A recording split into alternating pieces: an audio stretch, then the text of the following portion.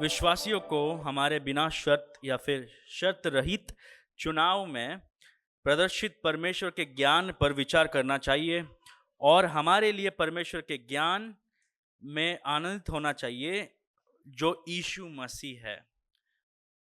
पौलुस जो है पहले अध्याय में 10वें वचन से पहले पाप को सुधार रहा है। पहले पाप के बारे में बात कर रहा है। वो पाप है विभाजन। कलीसिया में विभाजन आ गया है। कोरिन्थ के कलीसिया में विभाजन आ गया है। तो ये कोरिन्थ के कलीसिया में विभाजन को पौलुस सुधार रहा है और पौलुस ने 10वें वचन से लेकर 17वें वचन तक हमें यह समझाया था कि कलीसिया एक है क्योंकि प्रभु एक है, इसलिए कलीसिया में कोई विभाजन नहीं होना चाहिए। और कलीसिया में विभाजन क्यों आ रहा है? क्योंकि राजनीतिक स्वभाव जो है वो कलीसिया में आ रहा है, मानवीय ज्ञान जो है वो कलीसिया में फूट ला रहा है। और कोरिन्थ के लोग कह रहे हैं कि हमें मानवीय ज्ञान चाहिए, हमें मानव का ज्ञान चाहिए, हमें वो चीज के पीछे भागना है जो चीज के पीछे कोरिन्थ के लोग भाग रहे थे। तो कलीसिया में राजनीतिक स्वभाव, राजनीतिक या फिर पार्टी स्पिरिट जिसको हम कहते हैं, वो कलीसिया में आ गया था। और पौलुस कहता है अगर आपको ज्ञान चाहिए, अगर आपको शब्दों पर ज्यादा ध्यान रखना है, तो देखिए जब आपको उद्धार मिला था, आपको शब्दों के द्वारा नहीं मिला, आपको मानव के ज्ञान के द्वारा उद्धार नहीं मिला, आपको यीशु मसीह के क्रूस की कथा के वजह से मिला। और पौलुस जो है 18 से 25 तक ये समझाता है कि क्रूस की कथा जो खोए हुए हैं या फिर जो लोग नाश हो रहे हैं, जिनका उद्धार नहीं हुआ, उनके नजर में मूर्खता है। तो 18 से लेकर 25 तक हम ये देखते हैं कि पौलुस ये बताता है कि विश्वासी जो लोग हैं उनके लिए क्रूस का खता सामर्थ है, लेकिन जिन लोगों का नाश हो रहा है उन लोगों के लिए क्रूस का कथा मूर्खता है। अब 26 से लेकर 31 तक पौलुस जो है कोरिन्थियों को उनके बुलावे पर विचार करने के लिए प्रोत्साहित कर रहा है। अभी उनके बुलावे के बारे में क्यों बात कर रहा है? पौलुस ये कहता है कि मानवीय ज्ञान जो है वो बड़े लोगों को चुनता है, वो शानदार लोगों को चुनता है, जिनके पास ज्यादा पैसा है, जिनके पास ज्यादा सामर्थ्य है, जिनको दुनिया में ज्यादा गौरव दिया जाता है, बराबर। लेकिन प्रभु जो है, प्रभु का ज्ञान जो है वो ऐसे बड़े लोगों को नहीं चुनते हैं। प्रभु का ज्ञान क्या करता है? अब जैसे हमने पढ़ा, तुच्छ लोगों को चुनता है प्रभु, जिन दुनिया के नजर में जो कुछ भी नहीं है, बराबर। अगर कोई ऑटो रिक्शा चलाता है, अगर कोई वड़ा पाव का दुकान चलाता है, उसको हम उतना भाव नहीं देंगे जो व्यक्ति मर्सिडीज में आएगा, राइट। ये हमारा मानवीय सोच है। तो प्रभु बोल रहे हैं कि ऐसे लोग जो संसार के नजर में छोटे हैं, जिनका कोई अधिकार नहीं है, जिनके पास कोई गौरव नहीं है, जिनको कोई सम्मान नहीं है, वैसे लोगों को प्रभु चुनता है। तो प्रभु का ज्ञान क्रूस का कथा में प्रकट हुआ है और आपके बुलावट में भी प्रकट हुआ है। आप लोगों को ज्ञान चाहिए, देखिए प्रभु ने ज्ञानी व्यक्ति लोगों को नहीं चुना है, प्रभु ने अज्ञानी लोगों को चुना है। आपको सामर्थ चाहिए, प्रभु ने निर्बल लोगों को चुना है।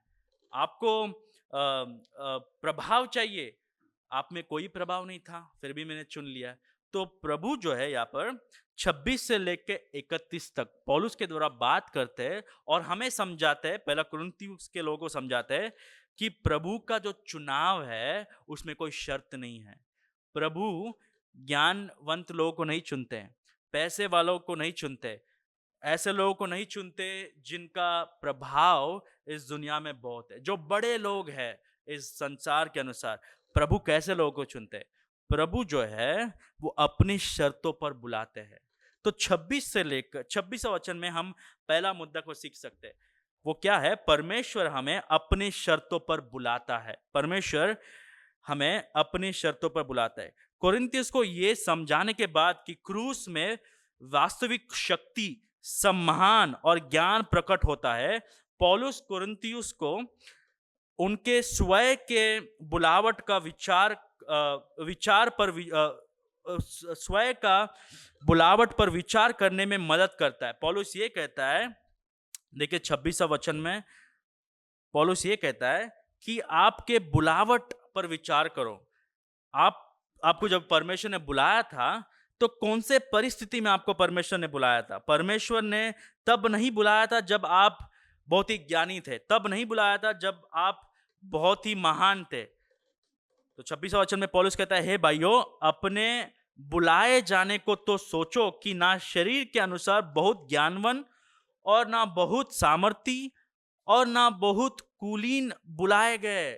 तो ये जो शब्द है बुलाए गए, उसका अर्थ मैंने पिछले प्रचार में भी दिया था। जब भी आप ये देखते हैं प्रभु बुलाते हैं, वो बुलाने का अर्थ ये होता है कि विशेष बुलावट, इसको हम स्पेशल कॉलिंग कहते हैं। इसका मतलब क्या है? जब हम सुसमाचार देते हैं तो वो साधारण बुलावट है। हम साधारण रीति से लोगों को बुला रहे हैं, आइए पश्चाताप कीजिए, आइए यीशु मसीह पर विश्वास कीजिए। लेकिन प्रभु बुलाते हैं केवल उन्हीं लोगों को जिनको उन्होंने ये संसार को बनाने से पहले चुना है, जगत के उत्पत्ति से पहले चुन लिया है। तो हमें एक शंका होता है ना कि कितने लोग उद्धार पाएंगे, कितने लोग कितने लोग स्वर्ग जाएंगे, कितने लोग नरक जाएंगे। इसका उत्तर यह है, जितने लोगों को परमेश्वर ने जगत के उत्पत्ति से पहले चुन लिया है, केवल उतने ही लोग जाएंगे। एक भी कम नहीं, एक भी ज्यादा नहीं। तो परमेश्वर स्वर्ग से ये नहीं देख रहे कि अच्छा कितने लोग आएंगे स्वर्ग, कितने लोग मेरे पे विश्वास करेंगे, कितने लोग मेरे सामने अपना घुटना टेकेंगे, कितने लोगों के जबान पर मेरा नाम होगा। परमेश्वर को ये पहले से ही पता है। उसका ज्ञान जो है, जो पहले से ही है, हमें बनाने से पहले, जगत के उत्पत्ति से पहले परमेश्वर ने सबको चुन लिया है। सबको मतलब जिनको उद्धार देना चाहते हैं। किन लोगों को चुन लिया है? जब हम चुनते हैं किसी को, राइट, अगर आपको किसी को शादी करना है तो कितना कितना गौर से हम देखते हैं कि ये व्यक्ति कौन है, क्या पढ़ाई है, इसका औहदा क्या है, पैसा क्या है, इन्वेस्टमेंट क्या है, कितना घर इसके नाम पे, ये सब देखते हैं। प्रभु ने ये सब नहीं देखा। प्रभु ने क्या देखा? अच्छा, जिसके पास ज्ञान कम है, ज्ञानवान लोग, जो बहुत ज्ञानवान नहीं है, जो बहुत सामर्थ्य नहीं है, जो बहुत कुलीन नहीं है, वैसे तुच्छ लोगों को परमेश्वर ने चुन लिया। तो परमेश्वर वही लोगों को उद्धार देते हैं जिनको वो जगत के उत्पत्ति से पहले चुन लिया है। तो परमेश्वर जो है इसकी खोज में नहीं है कि कितने लोगों को उद्धार मिलेगा। परमेश्वर को पता है कितने लोगों का उद्धार होगा, क्योंकि उनको वो चुन लिया है। और ये चुनने में कोई शर्त नहीं, चुनने में कोई कंडीशन नहीं, चुनने में कोई क्राइटेरिया नहीं जिस पर हम आते हैं। प्रभु बिना शर्त के, प्रभु जो है वो शर्त रहित होकर हमें चुनते हैं। इसमें कोई शर्त नहीं है, इसमें कोई भी कंडीशन नहीं है। तो वैसे चुनते हैं और केवल वही लोगों को बुलाते हैं। जब हम उद्धार देते हैं, हम साधारण रीति से लोगों को बुला रहे हैं, आइए प्रभु के पास, आइए पश्चाताप कीजिए। लेकिन जिनको प्रभु ने चुना है, प्रभु उनको विशेष रीति से बुलाते हैं। जब उनका उद्धार होता है, वो इसलिए होता है क्योंकि प्रभु ने उनको बुलाया है। ये बुलावट को हम विशेष बुलावट कहते हैं। तो अगर आपका उद्धार हुआ है, वो इसलिए हुआ है क्योंकि आपको प्रभु ने बुलाया है। वो सुसमाचार हम सबको देंगे, लेकिन केवल वही लोग सुसमाचार पर विश्वास करेंगे जिनको प्रभु बुलाते हैं। ये परमेश्वर का वचन है। लेकिन कैसे लोगों को बुलाते हैं? कैसे लोगों को बुलाते हैं? प्रभु जो है हमारे नजर के अनुसार नहीं बुलाते, मानवीय ज्ञान के अनुसार नहीं बुलाते। परमेश्वर का ज्ञान हमारे विपरीत है, उल्टा है। हम किन लोगों को चुनते हैं? हम किन लोगों को चुनते हैं? राइट? जो बहुत ही सामर्थ से भरा है। घर पे भी हम वही लोग को बुलाते हैं ना, जिससे हमको कुछ मदद मिले। हम वही लोगों के साथ रिश्ता रखना चाहते हैं जिनसे हमें कुछ मिल सकता है। हम वही लोगों को आदर देते हैं जो प्रभावशाली है। आपने सबको व्हाट्सएप में शादी का कार्ड भेज दिया, लेकिन चंद लोगों को आप घर पर जाके देते। क्यों? क्योंकि वो लोग विशेष है। बराबर? तो ये मानवीय ज्ञान है, यह हमारा सोच है, लेकिन प्रभु ऐसे लोगों को नहीं बुलाते हैं। देखिए 26वां वचन में, अपने बुलाए जाने को तो सोचे। तो कोरिन्थ के लोगों को सोच में डालता है पौलुस। सोचो, जब प्रभु ने आपको बुलाया, शरीर के अनुसार बहुत ज्ञानवान और ना बहुत सामर्थी और ना बहुत कुलीन लोगों को बुलाया गया। प्रभु ने ऐसे लोगों को नहीं बुलाया। ज्ञानवान उन दिनों में जो लोग अच्छे पढ़ाई किए, उनके बहुत ही ज्ञान होता था। जो यूनानी लोग थे, वो लोग ज्ञान में बहुत शानदार थे। इसीलिए आज भी अस्पताल में भी आप जाए तो सब जगह यूनानी भाषा का ही शब्द इस्तेमाल किया जाता है। कार्डियोलॉजी मतलब कार्डिया, मतलब वो ग्रीक शब्द है जिसका मतलब हृदय है, बराबर, हार्ट। ये जो सभी शब्द जो है वो यूनानी भाषा से ही आता है। उन दिनों में अगर आप यूनानी देश से है, अगर आपको यूनानी भाषा पता है, तो आप बहुत ही महान है, आपका ज्ञान बहुत ही बड़ा है। हम फिलॉसफी पढ़ते हैं, मैं एक सब्जेक्ट सिखाता हूँ सेमिनरी में, फिलॉसफी करके। उसका आरंभ जो है वो कई 400 साल पहले हुआ, यीशु मसीह के जन्म होने से पहले। वो मिलेटस एक जगह है जो एथेंस में है, राइट, जहां पर यूनानी लोग रहते थे, वहीं से आरंभ हुआ है। हम लोग फिलोसोफर के बारे में बात करते हैं, जो लोग ज्ञान बांटते हैं, आरंभ कहां से हुआ है? यूनानी लोगों के बीच में से आरंभ हुआ है। सोक्रेटिस नाम सुना होगा, प्लेटो नाम सुना होगा। ये सब लोग कौन हैं? ये लोग ज्ञानी लोग हैं। अरिस्टोटल का नाम सुना होगा आपने। तो ऐसी संस्कृति में कोरिन्थ का कलीसिया था। तो ये जो प्रभाव है इन लोगों पे मिल रहा है। तो परमेश्वर जो है ना, सोक्रेटिस जैसे लोगों को नहीं बुलाते है, प्लेटो जैसे लोगों को नहीं बुलाते है। जो ज्ञानवंत है, जो ज्ञानवान है, वैसे लोगों को नहीं बुलाते प्रभु, जिसके पास कम ज्ञान है। उन दिनों में अगर आपके पास कोई ज्ञान नहीं तो आपको खड़ा भी नहीं रखते लोग, क्योंकि उन दिनों में जैसे लोग यात्रा करते थे और हर शहर में जाके अपना ज्ञान बांटते थे, और कोरिन्थ में लोग खड़े होकर सड़क पर, अच्छा आप क्या ज्ञान देंगे हमें, वो सुनते थे। तो ये जो संस्कृति है वो कलीसिया में भी आ गया है। अगर ये भाई ये बहन हमें ज्ञान नहीं देता है या देती है, तो आपसे हमारा कोई लेन देन नहीं, आपसे हमें क्या आशा मिलेगा? तो प्रभु हमें समझा रहे हैं, आपका हैसियत भी ऐसा नहीं है। आप दूसरों पर न्याय कर रहे, आप दूसरों को देखकर ये बोल रहे कि इसमें कोई ज्ञान नहीं है। जब प्रभु ने आपको बुलाया था तब आपका हैसियत भी ऐसा नहीं था। जब प्रभु ने मूर्ख लोगों को बुलाया तो आप क्यों ज्ञान के पीछे भाग रहे हैं?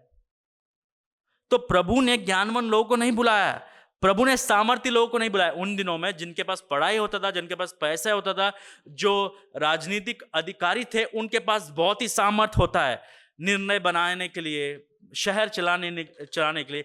प्रभु ने ऐसे लोगों को नहीं चुना है। प्रभु ने कुलीन लोगों को भी नहीं चुना है, जो लोग बहुत ही धनी परिवार में पैदा हुए, राइट, नोबल बर्थ कहते हैं हम अंग्रेजी में, जिनका माँ बाप या फिर परदादे लोग बहुत ही धनी थे, वैसे लोगों को प्रभु ने नहीं बुलाया। प्रभु जो है बुद्धिमान लोगों को नहीं बुलाया, प्रभु जो है सामर्थी लोगों को नहीं बुलाया। प्रभु जो है जो लोग उच्च जात के होते, ऐसा कोई कुछ होता ही नहीं है, ये गोबर है, ये सब चीज गोबर है। उच्च जात, नीचा जात, ये सब प्रभु के नजर में गोबर है। प्रभु ये सब चीज को देखते भी नहीं है। अगर सांसारिक रीति से लोग इसके बारे में बात भी करते हैं, प्रभु बोलते हैं वैसे लोगों को मैं बुलाता ही नहीं। जिनके पास सामर्थ है उनसे मुझे कोई लेन देन नहीं, जिनके पास ज्ञान है उनसे मुझे कोई लेन देन नहीं। जो ऑलरेडी ऊंचे जात के, तो उनसे मुझे कोई लेन देन नहीं है। मुझे ऐसे लोगों की जरूरत है जो लोग कमजोर है, जिनमें कोई ज्ञान नहीं है, जिनमें कोई सामर्थ नहीं है, ताकि मेरा सामर्थ इनके द्वारा दिख सके दुनिया को, ताकि मेरा ज्ञान इनके द्वारा दिख सके लोगों को, ताकि ताकि मेरी बुद्धि इनके द्वारा दिख सके लोगों को। अगर आप आपका ज्ञान को प्रदर्शित कर रहे हैं, तो प्रभु का ज्ञान नहीं दिखेगा आपके जीवन में। आपके और मेरे जीवन को देखकर लोगों को लगना चाहिए कि ये व्यक्ति निर्बुद्धि है, लेकिन क्योंकि ये यीशु मसीह को जानता है, इसलिए ये बुद्धिमान व्यक्ति है। तो प्रभु जो है ना, परमेश्वर हमें अपने शर्तों पर बुलाते हैं। जब बुलाया था इन लोगों को, दुनिया के शर्तों पर नहीं बुलाया था। भाइयों और बहनों, प्रिय परमेश्वर के लोग, हमारा करिकुलम वाइटे या फिर हमारा सीवी, जब कोई जॉब के लिए अप्लाई करता है, नौकरी के लिए, हम भर भर के लिखते हैं, बराबर। हमारे पास ये टैलेंट है, हमारे पास वो टैलेंट है, हम इतना पढ़ाई किए, हमारा पास इतना एक्सपीरियंस है। वो प्रभु के सामने कोई काम का नहीं है, क्योंकि हमारा जो सीवी है, हमारा जो बायोडेटा है, वो प्रभु के सामने नहीं चलता है। जब प्रभु स्वर्ग से नीचे देखते हैं ना, तो लोग उसे कैसे दिखते हैं? कीड़ों के समान दिखते हैं। जो लोग महंगी महंगी गाड़ी चलाते हैं, जो लोग सबसे बड़ा अधिकार जिसमें होता है वैसे कुर्सी पे बैठ रहे हैं, जो लोग दुनिया में बहुत कुछ हासिल कर चुके हैं, वैसे लोगों से प्रभु प्रसन्न नहीं होता। अब मैं ये नहीं कह रहा हूं कि वो सब चीज गलत है, वो चीज गलत नहीं है। हम ये आशा रखते हैं कि आप लोग पैसे कमाएं, क्योंकि ये धरती जो है वो प्रभु का है। प्रभु फिर से आने वाला है यहाँ पर, तो ख्रिस्ती लोग पैसे कमाना चाहिए, वो भी बाइबल के अनुसार। धनी होना पाप नहीं है, ज्यादा पढ़ाई करना पाप नहीं है, ज्ञान से भरना पाप नहीं है, ऊंचे पद में होना पाप नहीं है, वो गलत नहीं है। ये प्रभु का देश है, ये प्रभु का धरती है, और सब कुछ प्रभु का ही है। तो हमको उसको चखना चाहिए। हमको हर एक पद में हर एक पद में हमें शामिल होना चाहिए। अच्छी पढ़ाई करना चाहिए, पैसे कमाना चाहिए, समय का सही उपयोग करना चाहिए, वो चीज गलत नहीं है। लेकिन इन चीजों को आराधना करना गलत है, इन चीजों के पीछे भागना गलत है, इन चीजों के पाने के लिए प्रभु को समय नहीं देना गलत है, प्रभु को आखिरी स्थान देना वो गलत है। तो प्रभु जो है ना, वो हमारे ज्ञान के अनुसार नहीं चलते। हमारा ज्ञान और प्रभु का ज्ञान बहुत ही अलग है, उल्टा है।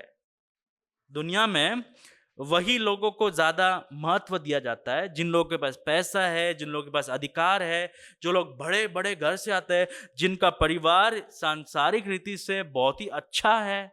लेकिन प्रभु ऐसा नहीं बुलाते हैं। प्रभु पवित्र लोगों को भी नहीं बुलाए, क्योंकि प्रभु के सामने कोई पवित्र है ही नहीं। प्रभु पापियों को, प्रभु निर्बुद्धि लोगों को, प्रभु ऐसे लोगों को बुलाते हैं जिन्हें दुनिया में या फिर इन संसार में कोई पद नहीं मिलता है।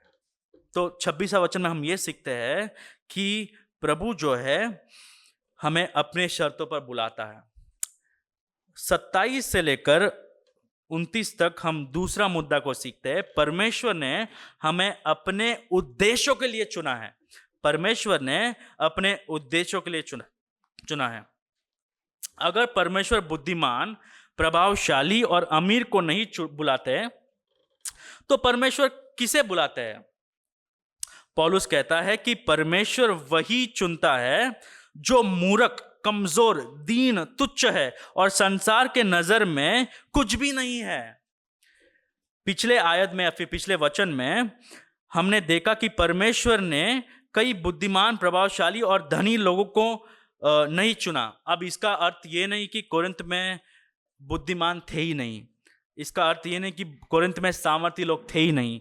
कोरिन्थ में बहुत कुलीन लोग थे ही नहीं। नहीं, पद को ध्यान से पढ़िए, बहुत ज्ञानवान मतलब थोड़े लोग थे।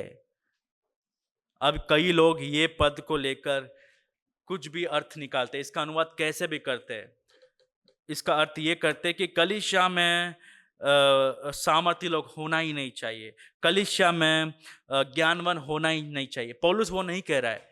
पौलुस ये कह रहा है कि आप सामर्थ के पीछे भाग रहे हो, आप ज्ञान के पीछे भाग रहे हो, आप पैसे के पीछे भाग रहे हो, आप प्रभाव के पीछे भाग रहे हो, लेकिन प्रभु ने जब आपको बुलाया था और अभी भी जब आप प्रभु के पीछे चल रहे हैं, ये सब चीजों को देखकर आपको बुलाया ही नहीं प्रभु ने, तो आप ये चीजों के पीछे क्यों भाग रहे हो।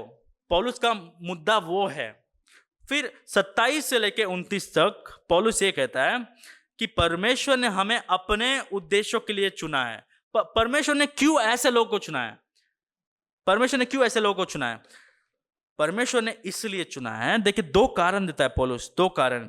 देखिए 27 वचन, परंतु परमेश्वर ने जगत के मूर्खों को चुन लिया है कि ज्ञानवानों को लज्जित करे, और परमेश्वर ने जगत के निर्बलों को चुन लिया है कि बालवानों को लज्जित करे, और परमेश्वर ने जगत के नीचों और तुच्छों को, वरन जो है भी नहीं उनको भी चुन लिया है, उनको भी चुन लिया कि उन्हें जो है व्यर्थ ठहराए। तो 2 कारण हम देख सकते हैं। पहला कारण यह है कि संसार को शर्मिंदा करने के लिए परमेश्वर ने जिनके पास कम ज्ञान है, जो मूर्ख लोग हैं, जो संसार के नजर में निर्बल है, वैसे लोगों को चुना है संसार को शर्मिंदा करने के लिए। और दूसरा मुद्दा हम 29वां वचन में देखते हैं, ताकि कोई प्राणी परमेश्वर के सामने घमंड ना करे। तो 2 कारण हम देख सकते हैं। पहला कारण हम 27 और 28वां वचन में देख सकते हैं। 27 वचन में पौलुस कहता है कि परमेश्वर ने बुद्धिमान और शक्तिशाली लोगों को नहीं चुना है, क्योंकि परमेश्वर ये चाहते थे कि मूर्ख लोगों को चुने, कमजोर लोगों को चुने, ताकि संसार को शर्मिंदा करे। अब ये शब्द जो है शर्मिंदा करना, पुराने नियम में उस संदर्भ में इस्तेमाल किया जाता था जब परमेश्वर किसी पर न्याय लाते थे, तब ये शब्द का इस्तेमाल होता था। तो मतलब मूर्ख लोगों को चुनने के द्वारा, जिन लोगों के पास ज्यादा सामर्थ्य नहीं है, उन लोगों को, निर्बल लोगों को चुनने के द्वारा, और जो लोग तुच्छ है, जो लोग इस दुनिया में है भी नहीं, जिनके पास कोई कीमत नहीं दुनिया के नजर में, वैसे लोगों को चुनने से प्रभु दुनिया पर अपना शाप डाले। क्योंकि ऐसे लोगों को ना चुनने से प्रभु ने क्या किया है?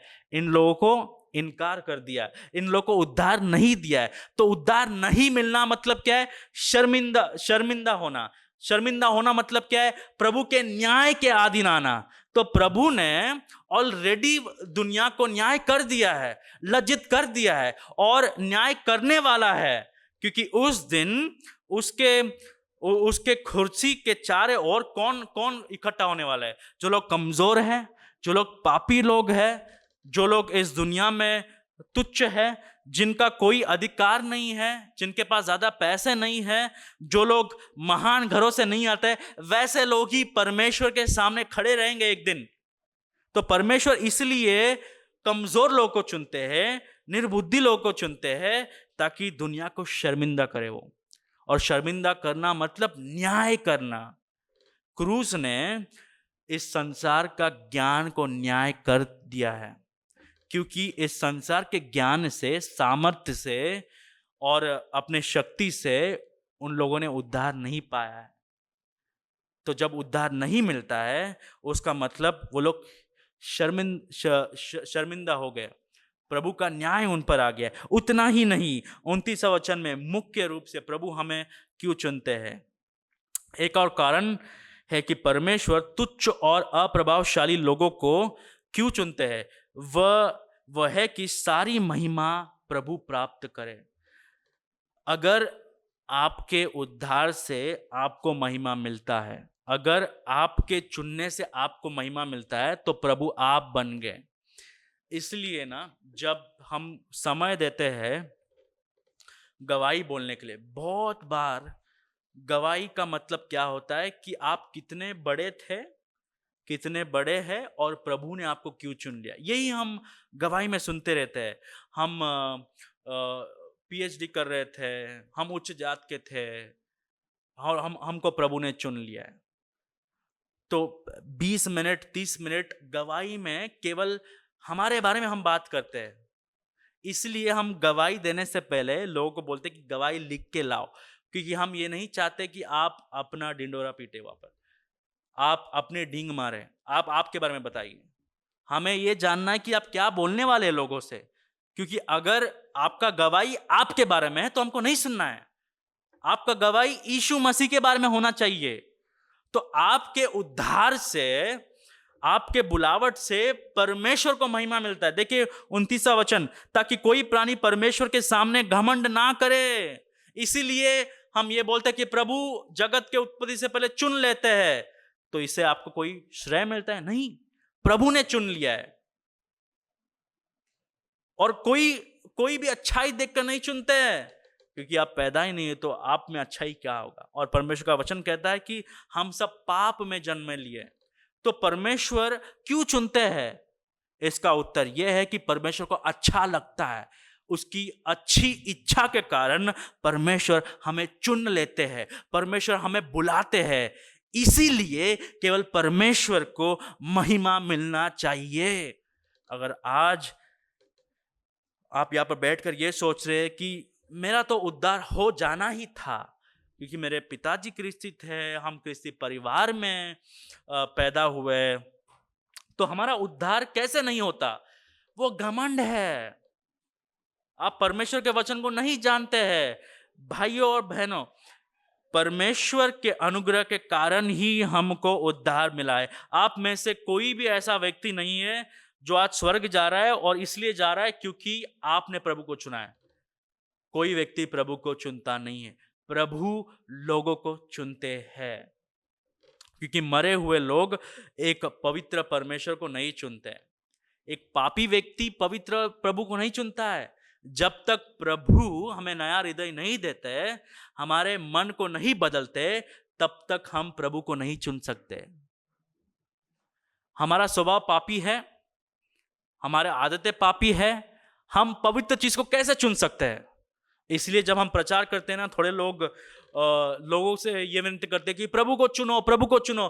मरे हुए लोग प्रभु को नहीं चुनेंगे, क्योंकि वो उनके स्वभाव के विपरीत है। जिनको पढ़ाई में कोई दिलचस्पी नहीं है, वो पुस्तक नहीं पकड़ेगा। वैसे ही पापी लोग प्रभु को नहीं चुन सकते। इसीलिए प्रभु को महिमा मिलता है, क्योंकि प्रभु ने हमें फिर भी चुन लिया है जब हम उनको चुनना नहीं चाहते थे। अब इसका यह मतलब नहीं है कि प्रभु जो है हमारे खिलाफ जाकर हमें चुनते नहीं।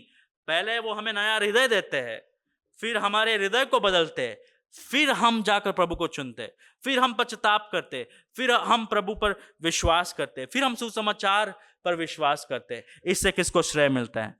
केवल प्रभु को महिमा मिलना चाहिए। 29वां वचन, ताकि कोई प्राणी परमेश्वर के सामने घमंड ना करे। क्यों? क्योंकि हम में कुछ है ही नहीं।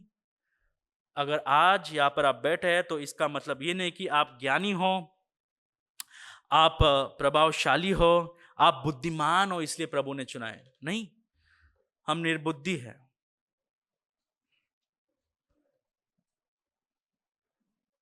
तो आप किस चीजों के पीछे आज भाग रहे हैं? बुद्धि के पीछे, पैसों के पीछे, इस संसार के सामर्थ के पीछे? किन चीजों के पीछे भाग रहे हैं? परमेश्वर ये चीजों के कारण आपको बुलाया ही नहीं। तो एक क्रिस्ती जो है, उसका सामर्थ यीशु मसीह है, उसका ज्ञान यीशु मसीह है, उसका बुद्धि यीशु मसीह है, उसका खजाना यीशु मसीह है, उसका आनंद यीशु मसीह है, सब कुछ यीशु मसीह है। यही हम देखते हैं। तो परमेश्वर हमें जो है अपने उद्देश्यों के लिए बुलाते हैं, अपने उद्देश्यों के लिए चुन लेते हैं। 3 बार ये शब्द को इस्तेमाल किया है, परमेश्वर ने हमें चुन लिया है, परमेश्वर ने हमें चुन लिया है, परमेश्वर ने हमें चुन लिया है। 2 कारण देते हैं। पहला कारण क्या है? पहला कारण ये है कि प्रभु दुनिया को शर्मिंदा करना चाहता है। कि आपके ज्ञान से आपने मुझे नहीं चुना है। दूसरा, प्रभु सारा महिमा प्राप्त करना चाहता है हमारे उद्धार से। फिर 30 और 31 में हम तीसरा मुद्दा को देखते हैं। वो तीसरा मुद्दा ये है कि परमेश्वर मसीह में हमारे होने का कारण और स्तोत्र है। परमेश्वर मसीह में हमारे होने का कारण और स्तोत्र है। परमेश्वर ना केवल हमें बुलाता है और हमें उद्धार के लिए चुनता है, बल्कि वह हमें मसीह के साथ भी जोड़ता है और हमें वे लाभ देता है जो मसीह ने हमारे ओर से जीता है। परमेश्वर यीशु मसीह हमारे लिए पवित्र जीवन जिए, धार्मिकता को हासिल किए, वो सब प्रभु हमें दे देते हैं, क्योंकि हम अभी यीशु मसीह के साथ एकजुट हो गए, यीशु मसीह के साथ मिल गए। जो यीशु मसीह का वो हमारा। लेकिन ये कैसे होता है? पहले हमारा पाप यीशु मसीह पर चला जाता है, फिर यीशु मसीह जो कुछ हमारे लिए हासिल कर चुके हैं, पवित्रता, धार्मिकता, अच्छाई, सब कुछ हमें मिल जाता है। देखिए 30वां वचन में, परंतु उसकी ओर से ही तुम मसीह यीशु मसीह में हो। इसका मतलब केवल पिता के कारण आप यीशु मसीह में हो, ये आपके कारण नहीं, इसका कारण आप नहीं, स्तोत्र आप नहीं हो। आपका विश्वास केवल पिता के ओर से आता है। पिता एक भेंट के रूप में आपको विश्वास देते हैं। अगर आप मसीह में हो, इसका मतलब ये नहीं आप ज्ञानी हो, आप पवित्र हो। इसका मतलब ये है कि पिता दयालु है, इसलिए एक पापी को नया हृदय दिया। तो हम किसके कारण यीशु मसीह में हैं? हम पिता के कारण यीशु मसीह में हैं। उतना ही नहीं, यीशु मसीह हमारे लिए दो चीज है। यीशु मसीह हमारा उद्धार है और यीशु मसीह हमारा घमंड है। देखिए 30वां वचन, परंतु उसी के ओर से तुम मसीह यीशु मसीह में हो, मसीह यीशु में हो, जो परमेश्वर की ओर से हमारे लिए ज्ञान ठहरा, अर्थात धर्म या फिर धार्मिकता और पवित्रता और छुटकारा। अब तक हम ये सीखते आए कि यीशु मसीह में हमारे लिए धार्मिकता है, यीशु मसीह में हमारे लिए पवित्रता है, यीशु मसीह में हमारे लिए छुटकारा है। लेकिन पद क्या कहता है? जो परमेश्वर की ओर से, जो का मतलब यीशु मसीह परमेश्वर की ओर से हमारे लिए ज्ञान है। ये लोग, कोरिन्थ के लोग ज्ञान के पीछे भाग रहे हैं और प्रभु कहता है कि यीशु मसीह ज्ञान है। अगर आपके पास यीशु मसीह है तो आप सबसे ज्ञान व्यक्ति हो, आप ज्ञानवान हो, आपको कोई ज्ञान की जरूरत नहीं। कोरिन्थ का कोलोसियों का चिट्ठी कहता है कि यीशु मसीह में सब ज्ञान छिपा है। अगर आप यीशु मसीह के साथ एकजुट हो गए हो, आप में सब ज्ञान है। यीशु मसीह का वचन पढ़ने से आप ज्ञानी बन सकते हो। यीशु मसीह का वचन पढ़ने से आप में सामर्थ आता है। सामर्थ, ज्ञान, प्रभाव, ये सब यीशु मसीह में छुपा है। अगर आप यीशु मसीह को जानते हो तो आप ज्ञानी हो। आप में सबसे बड़ा सामर्थ है, पाप से लड़ने के लिए सामर्थ है, फिर से जी उठने के लिए सामर्थ है। सब सामर्थ, सब ज्ञान यीशु मसीह में छुपा है। उतना ही नहीं, यीशु मसीह ज्ञान, और सच्चा ज्ञान क्या है? सच्चा ज्ञान यह है कि यीशु मसीह हमारा धार्मिकता है। देखिए पद ये नहीं कहता है कि यीशु मसीह में हमें धार्मिकता है, यीशु मसीह ही हमारा धार्मिकता है।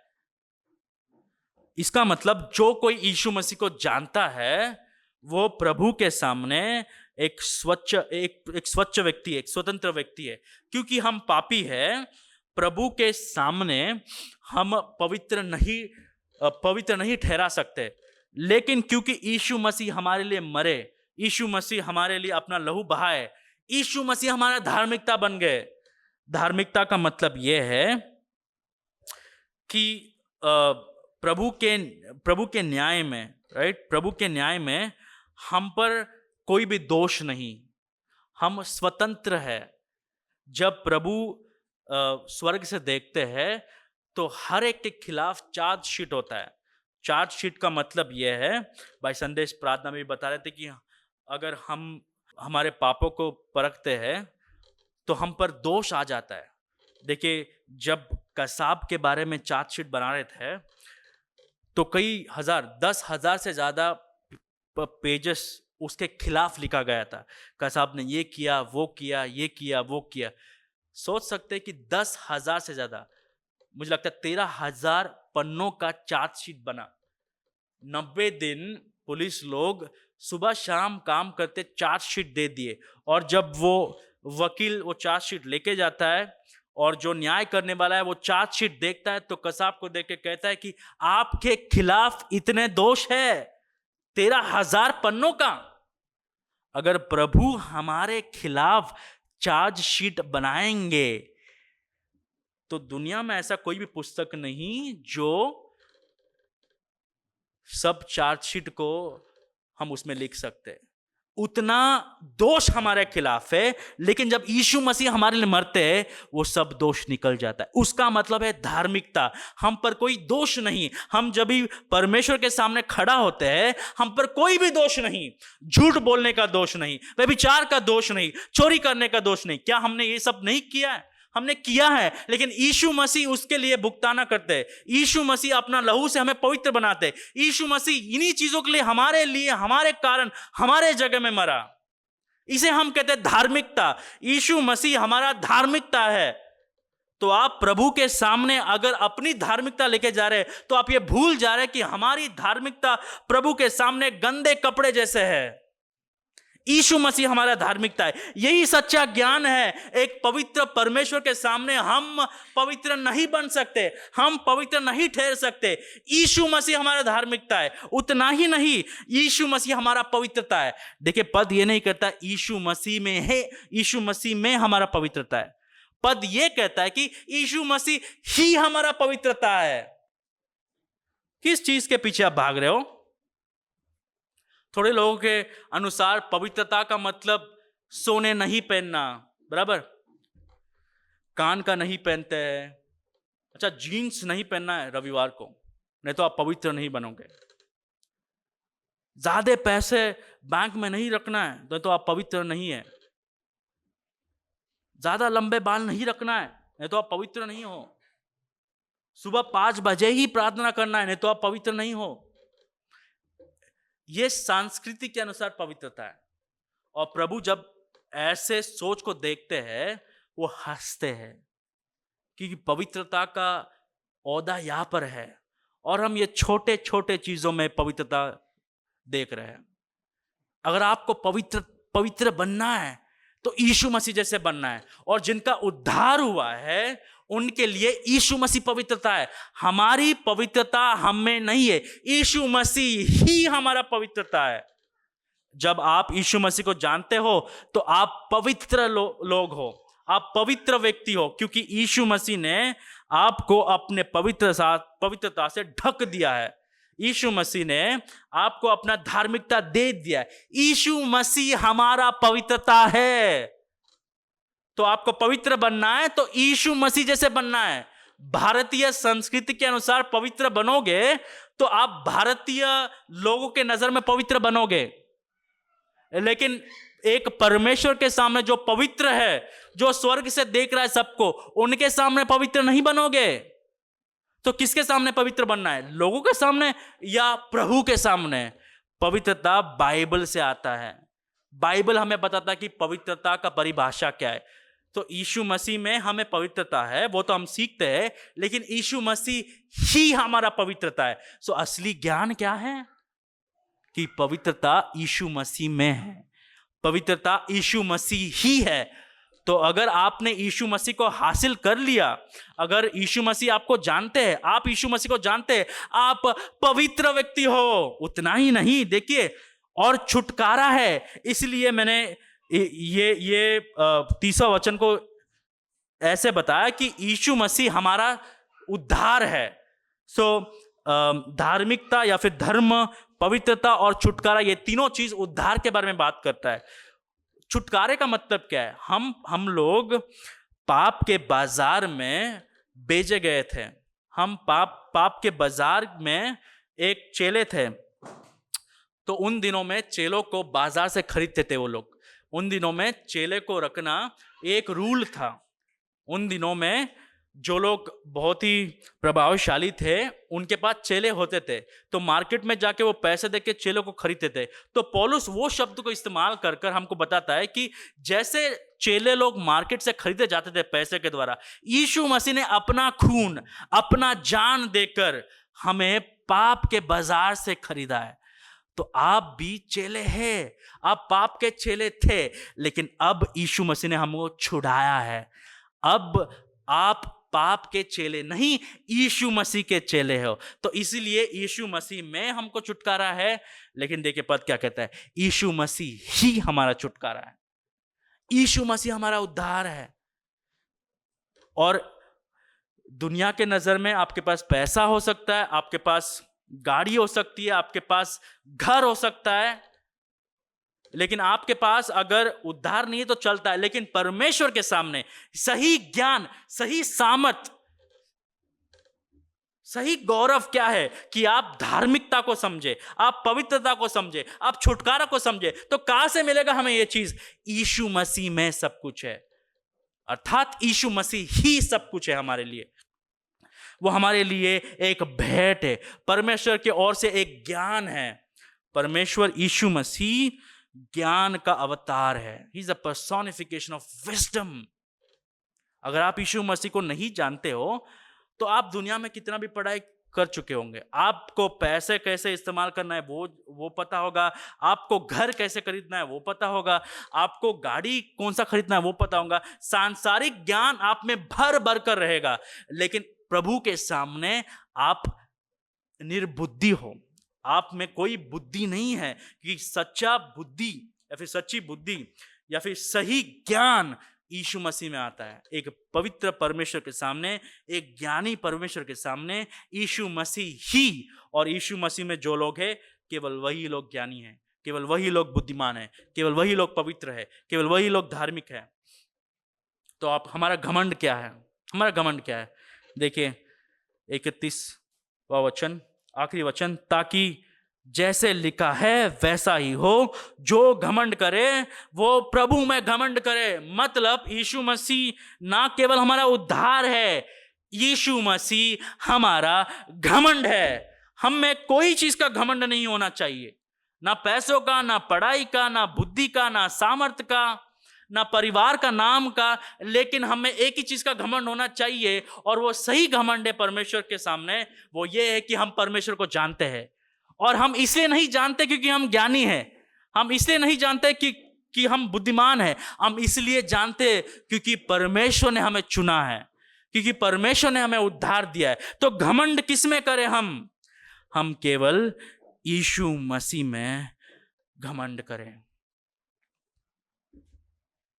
आज सुबह आप किस बात पर घमंड कर रहे हो? आपके गर्व और आत्मविश्वास किस चीज पर है? पैसा, निवेश या इन्वेस्टमेंट? अच्छा, हमारे पास 2-3 अपार्टमेंट ऐसे पड़े हैं, उस पर खेत, हमारे पास बहुत सारे खेत है। शिक्षा, उच्च वेतन वाली नौकरी, सरकारी नौकरी, लाइफ इंश्योरेंस हमारे पास बहुत है। अगर हम अस्वस्थ हो गए तो 4-5 करोड़ तो ऐसे ही हम अस्पताल में स्पेंड कर सकते हैं, क्योंकि हमारे पास इंश्योरेंस है। अच्छा, वो चीज पर आप घमंड कर रहे हैं? या फिर आप आत्मिक उपहार के बारे में, या फिर मैं किस बात पर घमंड कर रहा हूं कि मैं एक पासवान हूं, कि मैं वचन सिखा सकता हूं, मैं गाना गा सकती हूं, मैं गाना गा सकता हूं। हमारे बच्चों का पढ़ाई हो गया है, हमारे बच्चे सेटल हो गए। लोग अलग अलग चीज में घमंड रखते हैं, बराबर, और लोगों को अलग अलग चीज पर शर्मिंदा होता है। हमारा बच्चे का उद्धार नहीं हुआ है तो थोड़े लोग शर्मिंदा हो रहे हैं। अगर आपके बच्चे का उद्धार नहीं हुआ है तो आपको इसमें शर्मिंदा होने की कोई जरूरत नहीं है, क्योंकि उद्धार प्रभु देते हैं। अगर आपने सही परवरिश किया है उसका वचन में, तो आपके हाथों में नहीं है ये। शर्मिंदा मत होइए, परमेश्वर उद्धार देते हैं। जब बच्चे सेटल हो गए, अब हमारा जो भविष्य है वो बहुत सही सलामत है। किन चीजों पर हमारा घमंड है? परमेश्वर का वचन कहता है कि हमारा घमंड केवल मसीह और उसके क्रूस में होना चाहिए। मसीह के अलावा हमारे पास कुछ भी नहीं है। हमारे पास जो कुछ भी है वह एक ही है, वो है यीशु मसीह। आपका पैसे एक दिन गायब हो जाएंगे, आपकी पढ़ाई एक दिन गायब हो जाएगी, आपका नौकरी एक दिन गायब हो जाएगी, लेकिन हमारे पास यीशु मसीह है जो हमारे शाश्वत खजाना है। यीशु मसीह हमारा अनंत काल का घमंड है। एक ही चीज में हमें घमंड होना चाहिए, एक ही चीज में हम आनंदित होना चाहिए, वो ये है कि यीशु मसीह हमारा घमंड है। यीशु मसीह हमें जानते हैं, हम यीशु मसीह को जानते हैं। प्रभु ने हमने चुना है, प्रभु ने हमें उद्धार दिया है, प्रभु ने हमें धार्मिकता दिया है, प्रभु ने हमें पवित्रता दिया है, क्योंकि प्रभु ने हमें यीशु मसीह दिया है। केवल इन चीजों पर क्रिस्ती लोग घमंड करते हैं। किन चीजों पर आप घमंड कर रहे हैं आज? जो चीज पर आप घमंड कर रहे हैं वो चीज आपकी आशा है। अगर आपकी आशा यीशु मसीह में नहीं है, आप निर्बुद्धि हो। You are a fool in the sight of God. प्रभु स्वर्ग से देखकर जब बच्चे लोग गन से खेलते हैं ना, गन से, उनको लगता है ये सही गन है, वो बॉर्डर में फाइटिंग कर रहे हैं। तो जब विश्वासी लोग घर को लेकर, पैसों को लेकर, गाड़ी को लेकर, नौकरी को लेकर, इस संसार में सब इन्वेस्टमेंट को लेकर जब गर्व करते हैं, तो परमेश्वर हमें वो बच्चे के समान देख रहे हैं जो बच्चा एक नकली गन को लेके बहुत ही आनंदित हो रहा है। परमेश्वर के सामने ये सब चीज सही ऐश्वर्य नहीं है, ये चीज बुद्धि नहीं है, ये चीज पवित्रता नहीं है। सच्चा ज्ञान ये कि हम यीशु मसीह को जानते हैं। आपका घमंड किधर है? जहां पर आपका घमंड, जहां पर आपका आशा, वहां पर आपका उद्धार है। हमें उद्धार कौन देता है? यीशु मसीह। हमें ज्ञान कौन देता है? हमारा ज्ञान कौन है? वो यीशु मसीह है। हमारा धार्मिकता कौन है? वो यीशु मसीह है। हमारा पवित्रता यीशु मसीह है, और हमारा छुटकारा यीशु मसीह है।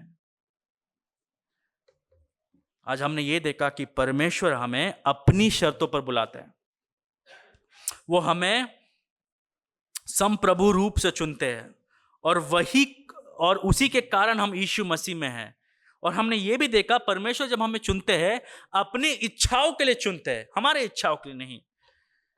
और हमने ये भी देखा कि प्रभु के कारण ही हम यीशु मसीह में हैं। तो घमंड किस बात का? घमंड किन चीज पर कर रहे हैं? हमारा घमंड, हमारा उद्धार यीशु मसीह है। इसलिए यदि आपके पास परमेश्वर का ज्ञान है तो दुनिया आपको मूर्ख समझेगी, परंतु परमेश्वर की दृष्टि में आप बुद्धिमान हो। इसीलिए परमेश्वर से प्रेम कीजिए, परमेश्वर की सेवा कीजिए, क्योंकि वो हमारा घमंड है।